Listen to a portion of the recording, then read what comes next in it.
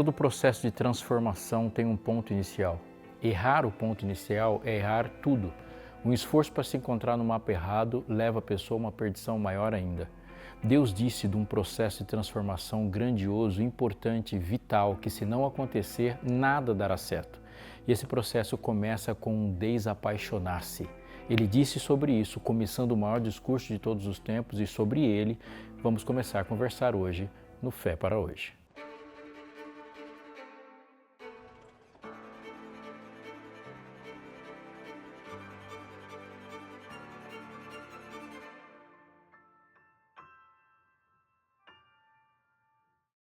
Estamos voltando com o programa Fé para Hoje e temos um assunto muito importante para falar. Na verdade, a gente tem mais que um. Eu tenho um recado muito importante para te dar.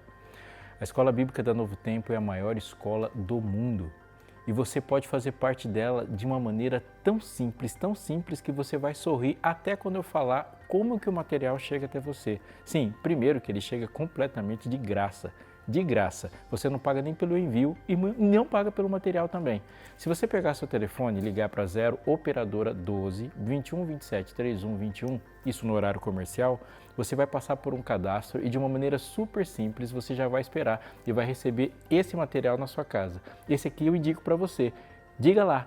No programa Fé para Hoje, eu fiquei sabendo que existia um material chamado Marcadas pela Fé, a trajetória de mulheres na Bíblia que nos inspira e nos ensina a aprender sobre a Bíblia também. Se você quiser, em qualquer horário você pode ligar 12 98 244 0077. Você vai falar nesse número pelo WhatsApp, dando recado, mandando mensagem, recebendo mensagem e rapidinho também você pode receber esse material. Pode entrar no site biblia.com.br, fazer um caminho simples ou apontar seu celular para o QR Code que está aparecendo aqui na sua tela. Você escolhe e recebe esse material maravilhoso para você e sua família.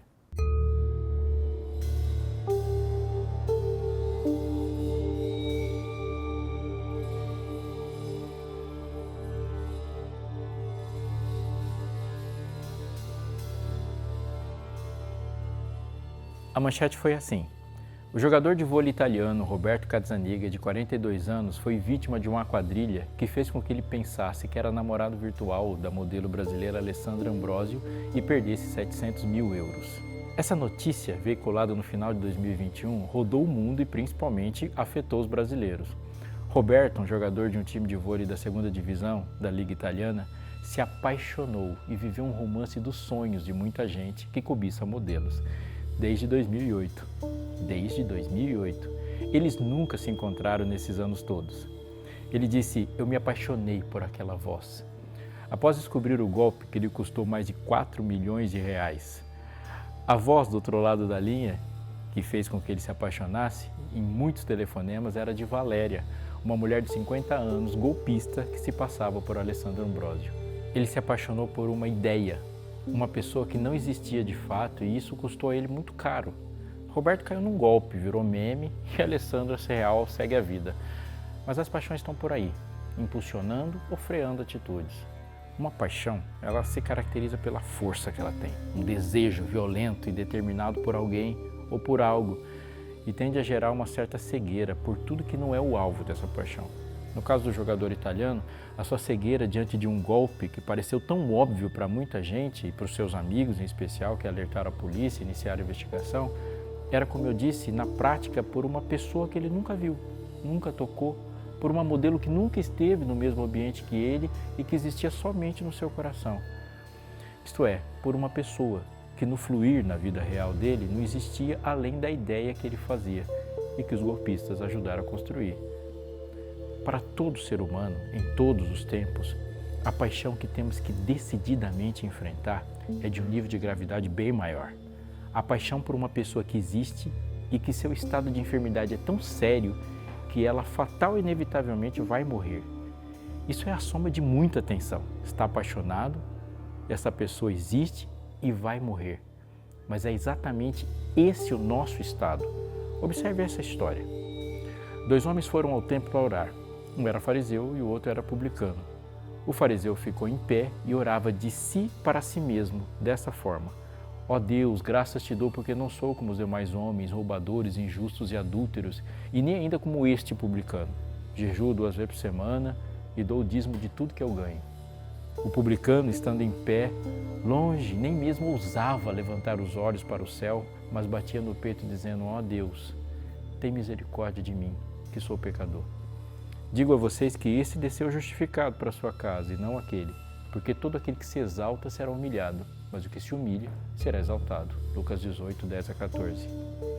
Orava de si para si. Jesus nem poupou e em nada a insanidade dessa paixão. Ele estava apaixonado, mas ele estava apaixonado por ele mesmo.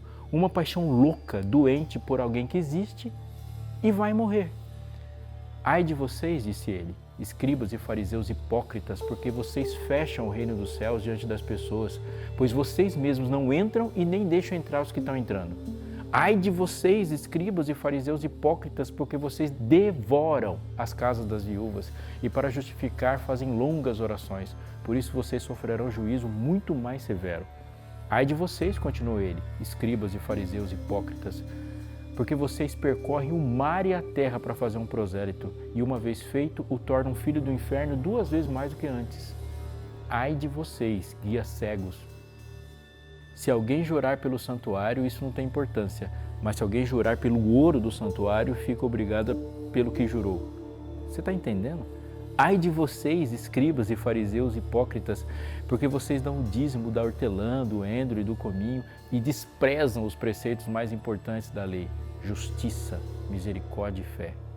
Ai de vocês, escribas e fariseus hipócritas, porque vocês limpam o exterior do copo e do prato, mas esses por dentro estão cheios de roubo e de glutonaria. Fariseu cego, limpe primeiro o interior do copo para que também o seu exterior fique limpo. Ai de vocês, escribas e fariseus hipócritas, porque vocês são semelhantes aos sepulcros pintados de branco, que por fora se mostram belos, mas interiormente estão cheios de ossos de mortos e de toda podridão. Assim também vocês por fora parecem justos aos olhos dos outros, mas por dentro estão cheios de hipocrisia e de maldade. Mateus 23, 13 a 27. Foi tanto ai que Jesus falou que até doeu. No verso 16 e no 23, Jesus disse cegos. É o típico de um apaixonado. Apaixonado por alguém que recusa ser perdoado porque não vê sua própria condenação. É o exato exemplo oposto de um bem-aventurado. Outro cego que recebe uma terrível advertência, ele é descrito na carta de Jesus no livro de Apocalipse. Ele é endereçado para a igreja de Laodiceia e começa assim: você diz, estou rico e abastado, eu não preciso de coisa nenhuma, e nem sabes que tu és infeliz, sim, miserável, pobre, cego e nu. O texto continua dizendo: aconselho-te que de mim compres ouro refinado pelo fogo para te enriqueceres, vestiduras brancas para te vestires, a fim de que não seja manifesta a vergonha da tua nudez, e colírio para ungir os olhos, a fim de que vejas. Eu repreendo e disciplino a quantos amo. Sê, pois, zeloso e arrepende-te. O apelo final no texto é: eis que estou à porta e bato. Se alguém ouvir a minha voz e abrir a porta, entrarei em sua casa, cearei com ele e ele comigo. Apocalipse 3, 17 a 20. Embora a cegueira, a miserabilidade e a nudez sejam situações que qualquer ser humano lute contra, pois elas estão acompanhadas de um conceito de vulnerabilidade. Não é esse o maior problema apontado por Jesus. E nem sabes, e isso sim é dramático. No orgulho do seu coração, ele nem sabe que esqueceu o proprietário da casa lá fora, no frio, no vento, na chuva. Aquele que mantém o coração batendo, está batendo do lado de fora. Porque lá dentro existe um culto a um Deus criado na sua própria imaginação. É a idolatria mais escudada que existe, porque o ídolo está dentro da mente orgulhosa do idólatra. O ídolo mora no seu espelho.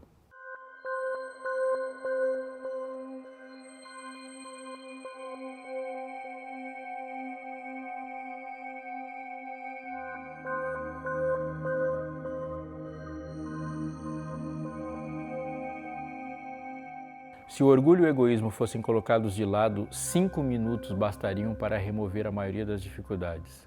Anjos têm sido ofendidos e Deus desagradado pelas horas que são gastas em justificação do eu. Esse é um texto de Primeiros Escritos, página 119. Eu não tenho nenhuma dúvida sobre a veracidade terrível dessa declaração. O orgulho é o ponto central, iniciador de todas as nossas tragédias. Os seres humanos, via de regra, não nascem viciados em drogas. Mas, via de regra, é o orgulho que os impede de ouvir as advertências contra elas. E é o orgulho, o culto ao eu, que leva uma pessoa a fabricar e vender drogas. Não nascemos com problemas quanto à promiscuidade, moralidade e corrupção. Essas coisas não moram no coração ao nascermos. Elas se alojam devido ao potencial que está no coração de se ver como o centro a ser servido. Podemos chamar isso de complexo de superioridade. É traiçoeiro, é terrível. Ele se aloja em qualquer canto em nossa existência inteligente e se aproveita de qualquer porta. O complexo de superioridade é uma mistura de antivírus para com a salvação e síndrome de imunodeficiência para o desenvolvimento do caráter, no sentido que o orgulho resiste a qualquer proposta de transformação da vida e se submete a qualquer coisa que gere aplausos. O complexo de superioridade é o mal que levou Lúcifer à queda e é o motor dos grandes problemas sociais, políticos e econômicos que já enfrentamos em todos os séculos. Na Grécia Antiga, a Grécia dos filósofos, se desenvolveu uma aparentemente inofensiva teoria de superioridade da mente em relação ao corpo, ou da alma em relação ao corpo. Essa dualidade ficou longe de ser filosófica. Ela não se restringiu aos livros e se tornou uma regra de organização social. Ela se tornou, de fato, uma regra de organização social. Ao se dividirem entre as pessoas que pertenciam ao mundo da alma, das ideias, e as pessoas que pertenciam ao mundo do corpo, se criou uma diferença brutal e o complexo de superioridade foi aplicado. Logo, os extremos puderam ser observados nas ruas, nos livros, e na ponta da esfera das ideias estava a aristocracia, seus filósofos, e na outra estavam os escravos. O complexo de superioridade estava navegando com todas as velas içadas no mar da história. O mesmo complexo de superioridade, com critérios de divisão bem engenhosamente construídos, vai separar judeus e gentios, por normas diferentes das próprias do Evangelho. Ouça esse texto. Quando, porém, Cefas veio a Antioquia, resisti-lhe face a face, porque se tornara repreensível. Com efeito, antes de chegarem alguns da parte de Tiago, ele comia com os gentios. Quando, porém, chegaram, afastou-se e, por fim, veio apartar-se temendo os da circuncisão. E também os demais judeus dissimularam com ele, a ponto de o próprio Barnabé ter se deixado levar pela dissimulação deles. Quando, porém, vi que não procediam corretamente segundo a verdade do Evangelho, eu disse a Cefas, na presença de todos, se, sendo tu judeu, vives como gentil e não como judeu, por que obrigas os gentios a viverem como judeus? Esse é um texto de Gálatas 2, 11 a 14. Para mim, a melhor parte desse texto é essa. Quando, porém, vi que não procediam corretamente segundo a verdade do Evangelho. Num flagrante caso de discriminação, o diagnóstico de Paulo não foi dizer por que vocês não estão agindo de acordo com a lei, mas sim ele identificou uma fissura no coração que não tinha ainda sido consertada pelo poder transformador do Evangelho. E essa fissura era um complexo de superioridade. Existem muitas maneiras de se compreender as práticas de discriminação, de inferiorização que estamos presenciando todos os dias. Casos bizarros e insistentes de racismo, machismo e fobias. Mata-se e morre-se por diferenças e os números são desesperadores. Muitas coisas, a maioria delas não aparece nos números, elas são sofridas e compreendidas apenas pelas suas vítimas. Negar a existência delas está no mesmo campo de crueldade que gerar elas. Mas o que de fato está por trás de tudo isso? Um complexo de superioridade, alojado no coração, que engana e como um vírus ou um verme, ele se apropria do sistema e controla ele completamente. Eu posso me sentir superior e melhor por ser jovem. Isso parece ser uma pandemia. A ditadura da superioridade da juventude, sua aparência está nas frases, nos comerciais, nos milhões gastos com cirurgias e procedimentos estéticos e na recusa de muitos de ser velho ou simplesmente de ser chamado de senhor. O mesmo pode acontecer no complexo de superioridade da maturidade, onde tudo que está no passado é melhor. Uma espécie de perennialismo orgulhoso que ignora todas as coisas mal resolvidas do passado e coloca elas assim como padrão. Sou melhor porque vivi mais. Está aí, por toda parte, você nem precisa procurar muito. A acepção de pessoas está em oposição à observância da lei, escreveu o apóstolo. Ou seja, os processos discriminatórios são resultados de um coração caído em pecado e incapaz de amar. E o contrário do amor é o orgulho, e o resultado do orgulho é uma ideia de superioridade. Não façam nada por interesse pessoal ou vaidade, mas por humildade, cada um considerando os outros superiores a si mesmo, não tendo em vista somente os seus próprios interesses, mas também os dos outros. Tenham entre vocês o mesmo modo de pensar de Jesus Cristo, que mesmo existindo na forma de Deus, não considerou ser igual a Deus como algo que devesse ser retido a qualquer custo. Pelo contrário, ele se esvaziou, assumindo forma de servo, tornando-se semelhante aos seres humanos e, reconhecido em figura humana, se humilhou, tornando-se obediente até a morte e morte de cruz. Esse texto poderoso que Paulo escreveu aos Filipenses está no capítulo 3, do verso 3 a 8. Machistas são, antes de tudo, pessoas governadas e aprisionadas em seu complexo de superioridade, que se vê mais humano e mais digno do que uma mulher. Racistas são pessoas vivendo sobre seu complexo de superioridade racial, que se veem como superiores, seres humanos complexos, completos, singulares e integrais, sobre aqueles que não são compartilhados e não têm as mesmas características de aparência física ou cultural ou étnica. Xenófobos são pecadores em complexo de superioridade que acreditam ser melhores do que qualquer estrangeiro. O resumo é: o pecado que começou no coração de Lúcifer se desenvolveu como um complexo de superioridade e é o power center de todos os processos de discriminação e opressão já vistos neste mundo cronicamente inviável. O fariseu ficou em pé e orava de si para si mesmo dessa forma: ó Deus, graças te dou, porque não sou como os demais homens roubadores, injustos e adúlteros, e nem ainda como este publicano, jejuo 2 vezes por semana e dou o dízimo de tudo que eu ganho. Note que o fariseu, exibindo seu status de classe média espiritual, não se vangloria de ser honesto, justo e fiel. Ele se apresenta diante de Deus mostrando aquilo que ele não é, ou seja, ele não é publicano. Nesse ponto ele deflagra sua posição e aquilo que ele mais tentou esconder foi de fato o que mais impressionou na oração que ele fez. Ele não depende de Deus para ser o que ele é, ele depende do publicano. C.S. Lewis chama isso de orgulho competitivo. Presta atenção, o orgulho não tem prazer em ter algo, mas apenas em ter mais do que o tem o próximo.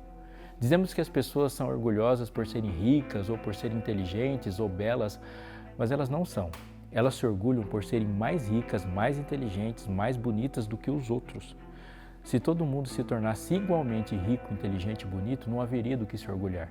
É a comparação que faz uma pessoa orgulhosa, o prazer de estar acima das demais. Uma vez que o elemento da competição tenha sido eliminado, o orgulho também vai ser. Por essa razão que sustento que o orgulho é essencialmente competitivo, mas de uma forma que os outros vícios não são. Dá para perceber que a falta de pobreza de espírito leva o homem a selecionar pecados.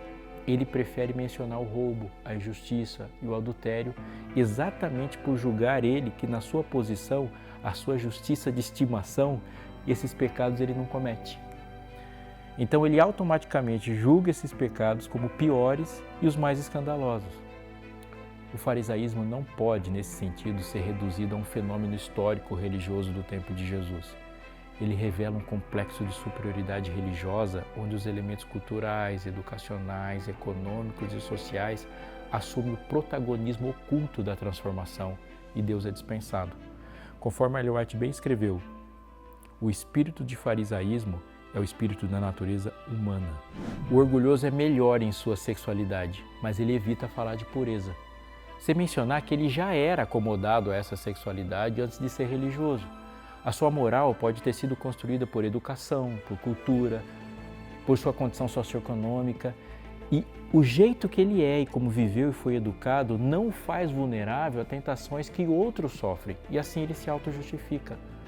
Na prática, se faz uma lista substitutiva aos 10 mandamentos em forma de ranking e a salvação deixa de ser o caminho para ser um campeonato. Aceitar a moralidade sob o preço de reter o orgulho é trocar uma micose que aparece na pele por um câncer que não aparece no pâncreas. Hoje ainda, como constatamos, enfrentamos a tese do pecado que eu não cometo. Às vezes, ela é demonstrada na opressão, por outras, ela se esconde na resposta à opressão. De qualquer forma, essa tese está em franca oposição a qualquer bem-aventurança.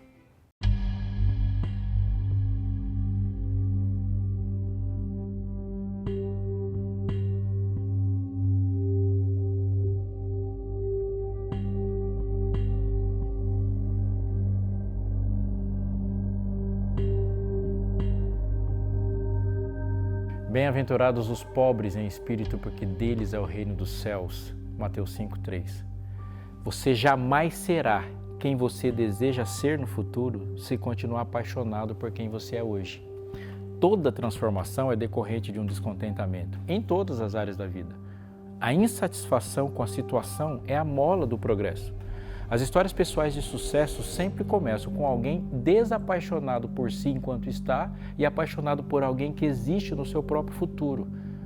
Ao chamar os pobres de espírito de bem-aventurados, Jesus está marcando o ponto inicial de sua obra de implantação do reino, onde ele de fato se estabelece e como ele progride para o objetivo.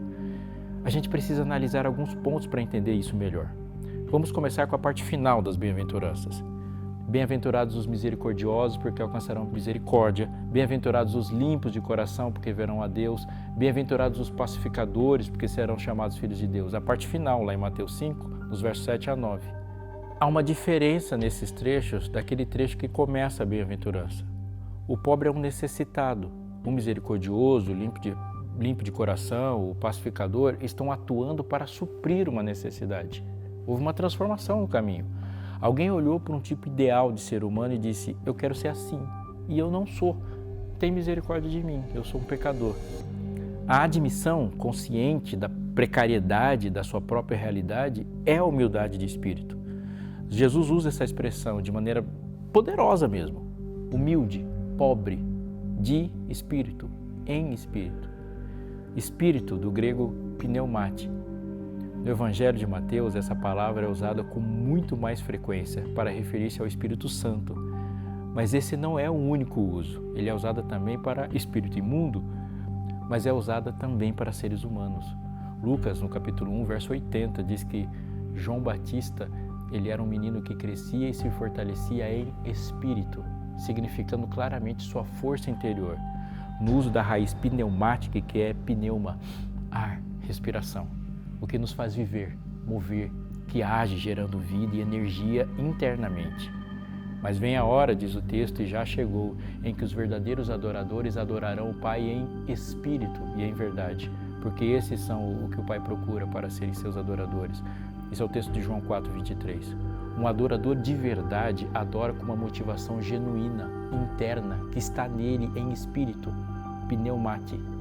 Os bem-aventurados, eles entendem e reconhecem a sua pobreza interior. Eles sabem que algo muito sério não está bem com ele. E isso está relacionado diretamente com o que Jesus está dizendo em todas as bem-aventuranças.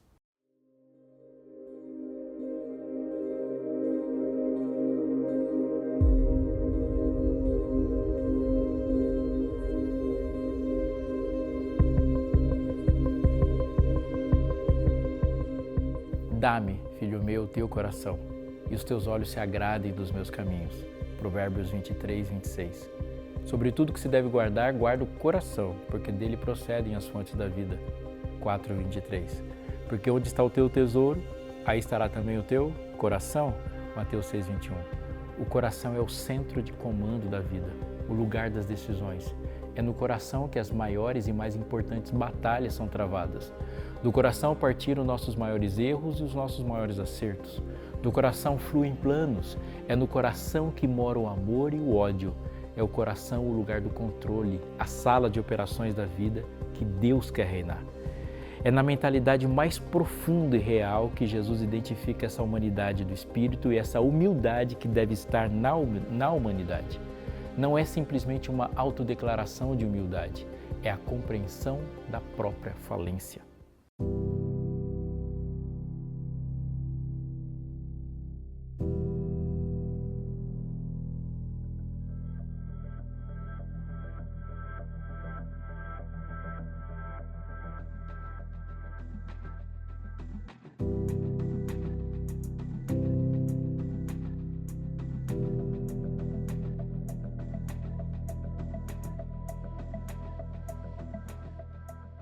Havia entre os fariseus um homem chamado Nicodemos, um dos principais judeus. Este de noite foi ter com Jesus e lhe disse: Rabi, sabemos que és mestre vindo da parte de Deus, porque ninguém pode fazer esses sinais que tu fazes se Deus não estiver com ele.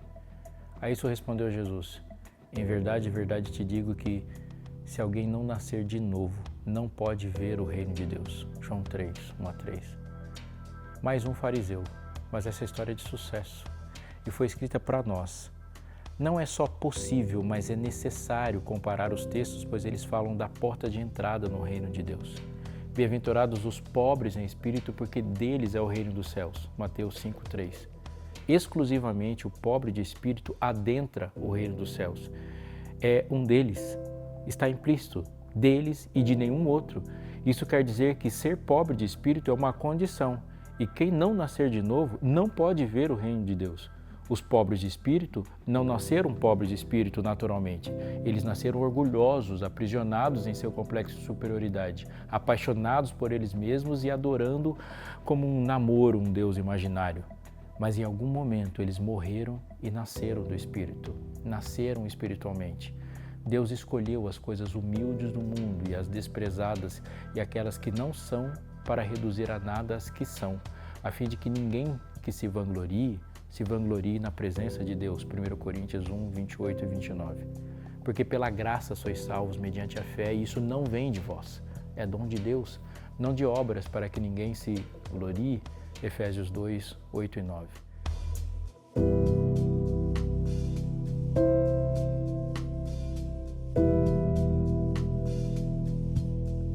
A graça de Deus é o tiro mais poderoso que o orgulho pode tomar.